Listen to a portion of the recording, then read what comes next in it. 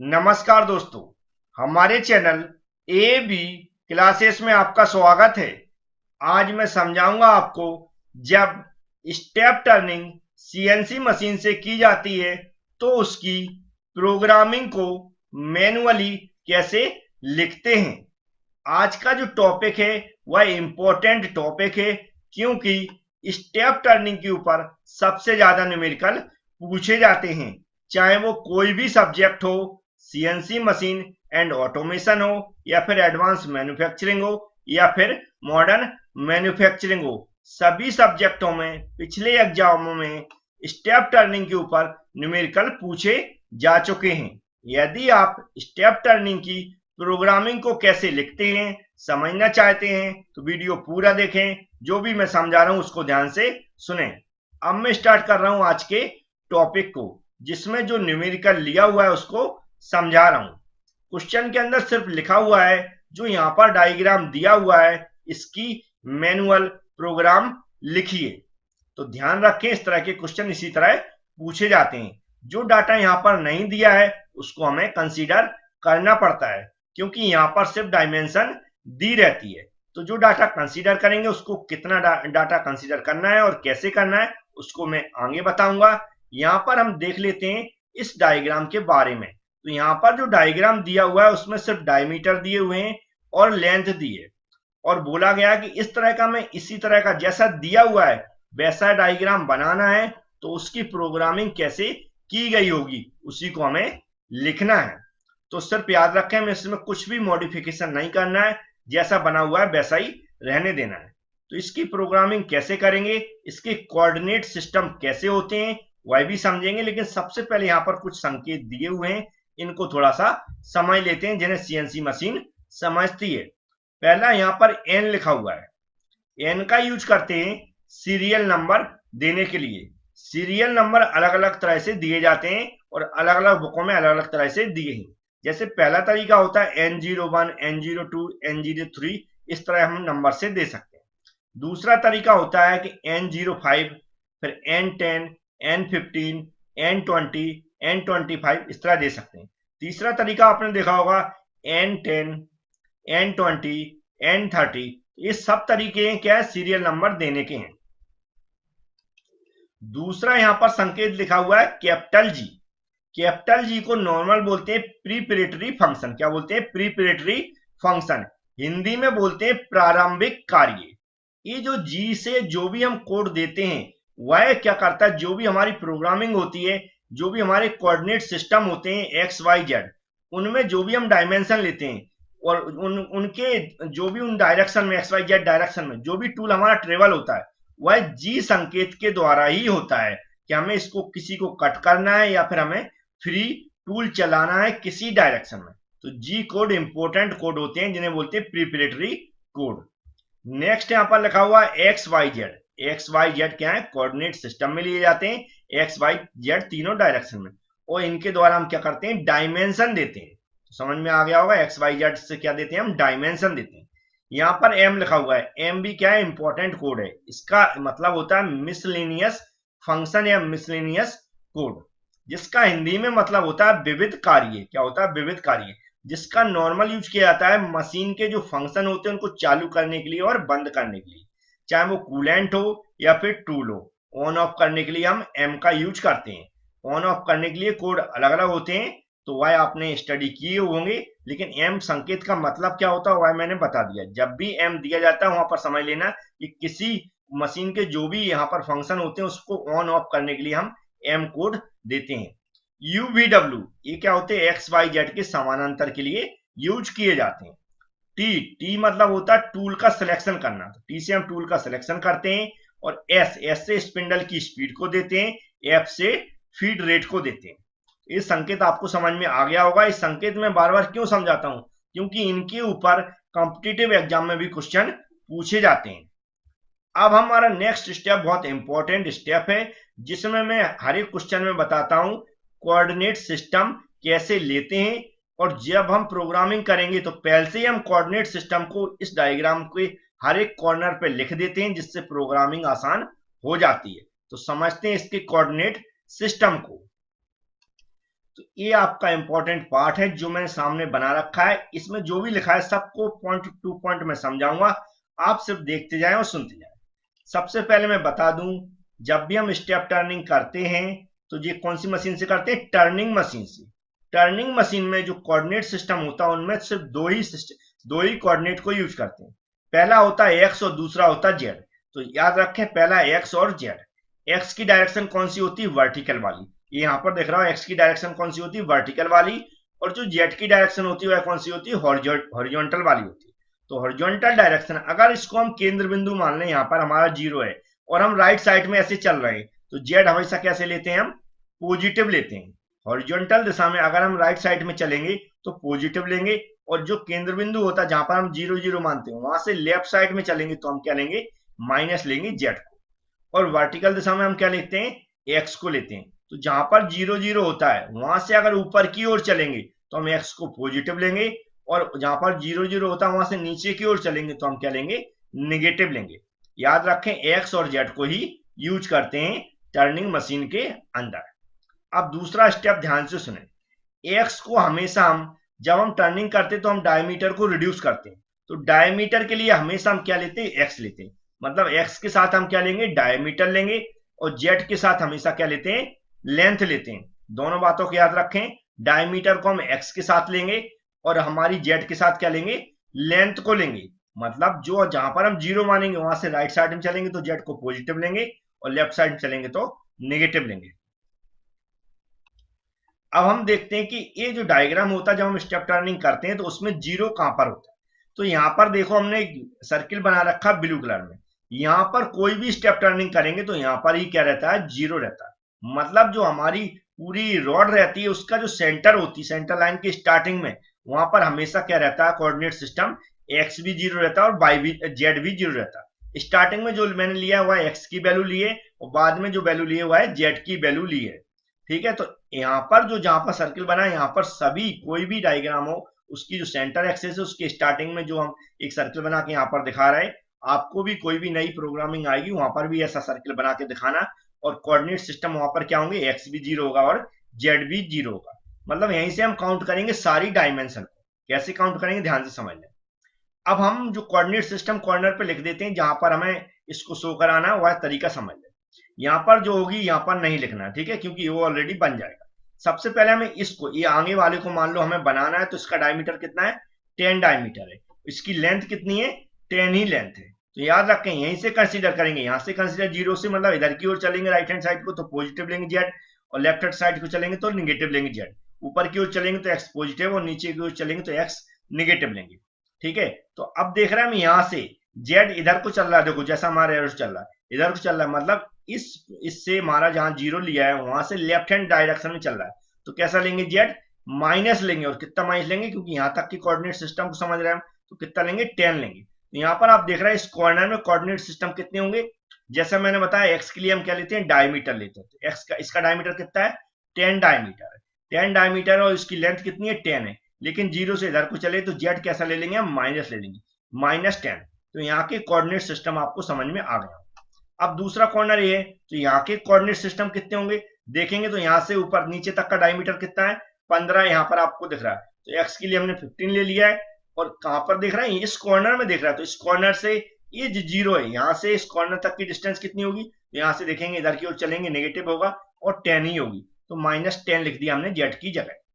याद रखें, यहाँ पर डायमीटर पूरा लेके चलते हैं, क्योंकि हाफ डायमीटर चलते ही पॉजिटिव, मतलब कहां से नीचे से ऊपर तक ही चल पाता है टूल, और पूरा कट हो जाता है, क्योंकि डबल कट होता है यहाँ पर। क्योंकि इसमें आप जानते होंगे टूल फिक्स होता है और हमारा वर्कपीस मूव करता है। जब वर्कपीस मूव करेगा, टूल एक साइड लगाएंगे तो दोनों साइड का मटेरियल रिमूव होता है। इसलिए क्या होता है, हम एक साइड ही चल पाएंगे और हम क्या करते हैं, पूरा डायमीटर कट हो जाता है। ठीक है, क्योंकि पूरा हमारा वर्कपीस घूम जाता है, इसलिए डायमीटर को ही एक साथ लेते हैं, पूरी की पूरी वैल्यू। अब इस कॉर्नर की कोऑर्डिनेट ए वाले हो गए, इसके कोऑर्डिनेट ए वाले हो गए। इस कॉर्नर के कोऑर्डिनेट देखेंगे तो कितने हैं? देखो, इस यहां से यहां तक का डायमीटर कितना है? 15। तो एक्स की जगह हमने 15 लिख दिया। अब यहां से इस कॉर्नर से, इस पॉइंट से 0 से यहां तक की लेंथ कितनी है? तो यहां से सीधे चलेंगे, देखेंगे देखो यहां तक की लेंथ 10 + 15 कितना हो गई? 25। लेकिन यहाँ से लेफ्ट हैंड डायरेक्शन में चले तो कैसी हो जाएगी, नेगेटिव, तो -25 हो गया, मतलब -25 जेड की वैल्यू हो गई। अब इसके जस्ट ऊपर वाला कॉर्नर यहाँ तक, जहां जहां पर हमें बनाना है, जहां पर हमें मशीनिंग करना है, उन सबके कोऑर्डिनेट पहले लिखने से प्रोग्रामिंग बहुत आसान हो जाती है। अब यहाँ पर देखेंगे तो डायमीटर, इसका बड़ा डायमीटर देखें, इस कॉर्नर की बात करें तो इसका डायमीटर यहाँ पर लिखा है 25, तो 25 एक्स की वैल्यू हो गई। इस कॉर्नर तक की वो कितनी होगी लेंथ, तो देखेंगे 10 और 15 25, तो -25 हो गई, क्योंकि इधर की वो लेफ्ट हैंड डायरेक्शन में चलेगा टूल, तो नेगेटिव देंगे। तो एक कोऑर्डिनेट होगा, इनके थ्रू हम क्या करेंगे, बहुत आसानी से मैनुअली प्रोग्रामिंग लिखेंगे। अब इधर रखें, इधर का हिस्सा क्या होता है, जो हमारा चक होता है उसमें फंस जाता है, जिससे वो आसानी से घूम सकता है चक के साथ हमारा वर्कपीस। एक कोऑर्डिनेट सिस्टम आप समझ गए होंगे। अब इनकी सहायता से कैसे हम प्रोग्रामिंग लिखेंगे, ये ध्यान से आगे समझें। पिछले मैंने क्वेश्चन में भी बताया था कोऑर्डिनेट सिस्टम लिखना बहुत जरूरी है, ठीक है। अब चलते हैं, स्टार्टिंग करते हैं प्रोग्रामिंग की। तो सबसे पहले पिछले हमने क्वेश्चन में भी बताया, मशीन की सेटिंग करते हैं, उसके लिए कुछ कॉमन ही प्रोग्रामिंग है। जैसे कि हमने प्रोग्राम नंबर डाल दिया, हमें कोई भी नंबर हो सकता है, यहाँ जरूरी नहीं हमने 001 लिख दिया, हमारे पास एक न्यूमेरिकल, इसलिए हमने 001 लिख दिया। दूसरा है, जब कहीं भी किसी भी पोजीशन में हो, जो मशीन हमारी मशीन का टूल वगैरह, हम उसको रेफरेंस पोजीशन में लाते हैं। रेफरेंस पोजीशन में हो तो भी हम एक कोड देते हैं, इससे हुआ है हम कंफर्म हो जाए कि रेफरेंस पोजीशन में आ गई।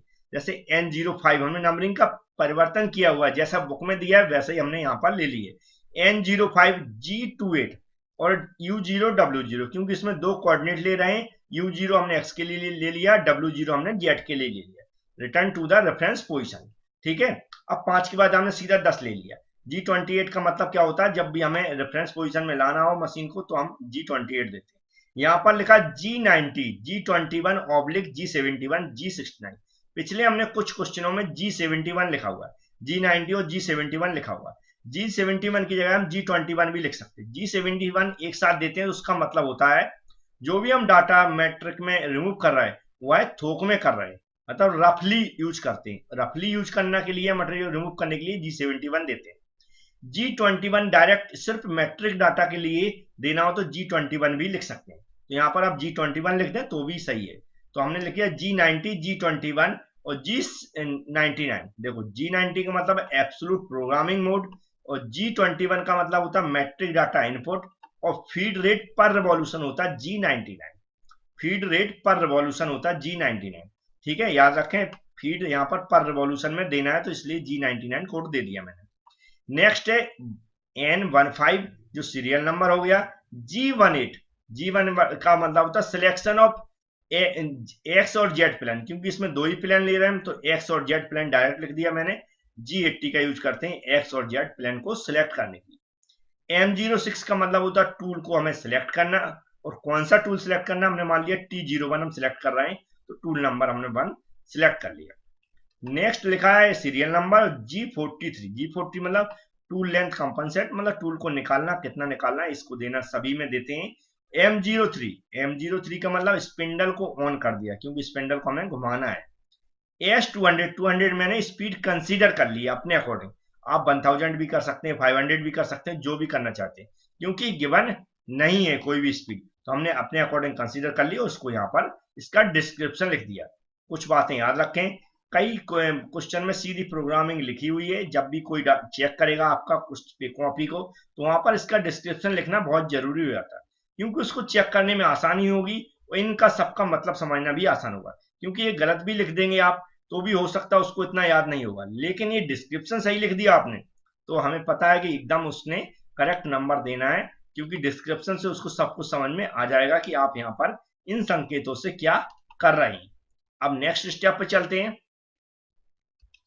तो ध्यान दें, यहाँ पर नेक्स्ट प्रोग्रामिंग के लिए बता रहे, याद रखें आपको प्रोग्रामिंग सीरियल बाय सीरियल पूरा लिख देना है और डायग्राम एक बार ही बनाना है। हम तो स्लाइड के हिसाब से पढ़ाते हैं, इसलिए बार बार स्लाइड नहीं चेंज करते हैं, इसलिए आपको ये नया नया सब कुछ दिखता है, ठीक है। आपको क्या करना है, एक साथ पूरी प्रोग्रामिंग लिखना है और उसके बगल में सिर्फ डायग्राम बना देना। तो ध्यान से समझते हैं, यहाँ पर लिखा हुआ G00 और G01, ये बहुत इंपॉर्टेंट कोड है, याद रखें। G00 का नॉर्मल इंग्लिश में देखें तो रैपिड ट्रेवल है। नॉर्मल हम अपनी हिंदी में समझे तो फ्रीली हमें टूल को मूव कराना, कहीं भी ले जाना, तो हम G00 का यूज करते हैं। G01 का मतलब होता है जब हमें कट करना है, किसी भी लीनियर डायरेक्शन में सीधा ले जाना, कट करते हुए ले जाना, तभी हम G01 को देते हैं। अब देखें यहाँ पर क्या दिया मैंने, सीरियल नंबर हो गया और G011, मतलब हमें टूल को फ्री मूव कराना, कहाँ ले जाना है, जेड डायरेक्शन में +2, और हमें क्या करना, कूलेंट को ऑन करना और एक्स डायरेक्शन में 15 ले जाना। अब देखें यहीं पर देखें ये जो जीरो बना हुआ है यहाँ से 2 प्लस होगा, मतलब देखो जेड इधर की डायरेक्शन पॉजिटिव है, मतलब राइट हैंड साइड में इधर को थोड़ा हम पॉजिटिव ले गए, और डायमीटर कितना सेलेक्ट करना है, यहीं 2 इधर करके हमने 15 पे ले गए, मतलब ये जो 15 वाला डायमीटर है इसकी सीधे में लगभग यहाँ कहीं टूल आ जाएगा। यहाँ टूल आ गया पहला जब हमने कोड दिया सीरियल नंबर 25 वाला, तो यहाँ ऊपर आ जाएगा कहीं, क्योंकि ये 15 की सीध में आ जाएगी, 15 का डायमीटर है, और 2 इससे इधर को, मतलब इधर कहीं टूल आ गया। इसके बाद नेक्स्ट स्टेप में क्या करना, हमने कोड दिया सीरियल नंबर G01। अब हम कट के लिए बढ़ रहे हैं, G01 दे दिया, मतलब linear interpolation.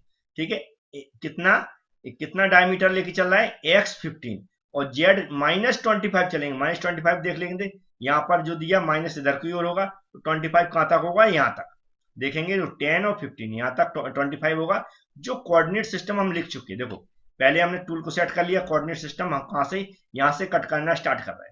Direct coordinate system हमने लिख दिया 15 और -25, देखो ये वाला, इसलिए कोऑर्डिनेट सिस्टम पहले लिखने का फायदा है, हमने डायरेक्ट जो कोऑर्डिनेट सिस्टम यहाँ पर लिखा हुआ वही यहाँ पर लिख दिया, और फीड रेट हमने 0.2 मान लिया, कितना मान लिया, 0.2 मान लिया, और इसका डिस्क्रिप्शन यहाँ पर हमने पूरा लिख दिया, पढ़ के भी समझ सकते। ठीक है, पर रिवॉल्यूशन, और इसको स्टेप किया तो हमारा टूल सीधा कट करते हुए कहाँ पहुंच गया, यहाँ पर पहुंच गया, याद रखो। यहाँ पर पहुंचने के बाद हमारा ये पोर्शन कट नहीं हुआ, तो हमारा इतना रिमूवल मटेरियल रिमूव नहीं होगा। तो अभी क्या सीधा क्या चला, यहाँ से टूल चला सीधा कट करते हुए, इस लाइन पे ऐसा कट करते हुए यहाँ पर पहुंच गया।